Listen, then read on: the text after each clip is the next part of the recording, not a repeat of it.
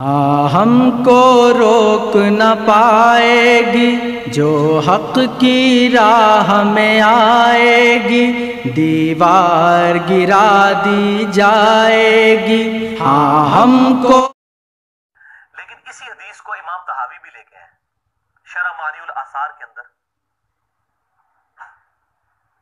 اور وہاں پہ بڑے خطرناک الفاظ موجود ہیں امام طحاوی کی، اور امام طحاوی نے اس حدیث کو صحیح بھی کہہ دیا کہ جب ابن عباس کو یہ بات بتائی گئی نا آگے کہ معاویہ تو ایک وتر پڑھتے ہیں،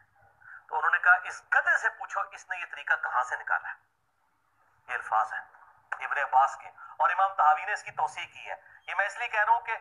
پھر امام طحاوی پہ بھی رافضیت کا فتویٰ لگائے، المتوفیٰ 321 ہجری والے سنت کے امام ہیں، انہوں نے الفاظ یہ ضعیف کرنے کی ثابت کرنے کی کوشش بھی کریں گے۔ میں پہلے ہی بتا رہا ہوں کہ ضعیف کریں گے تو طحاوی مر جائے گا،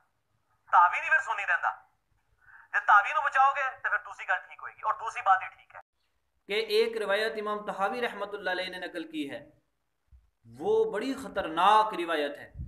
اور امام طحاوی رحمۃ اللہ علیہ نے اس حدیث کو صحیح بھی کہا ہے، اور بعد میں پھر اس نے روایت بیان کی کہ حضرت ابن عباس رضی اللہ تعالیٰ عنہ سے کہا گیا کہ حضرت معاویہ رضی اللہ تعالیٰ عنہ ایک وتر پڑھتے ہیں۔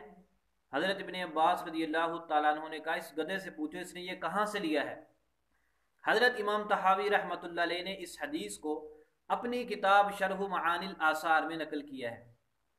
اور مرزا نے جو یہ کہا ہے کہ حضرت امام طحاوی رحمۃ اللہ علیہ نے اس حدیث کو صحیح کہا، یہ اس کا حضرت امام طحاوی پر بدترین جھوٹ ہے۔ اگر یہ واقعی حلالی باپ کا بیٹا ہے تو شرح معانی الاثار کھولے اور دکھائے کہ حضرت امام طحاوی رحمۃ اللہ علیہ نے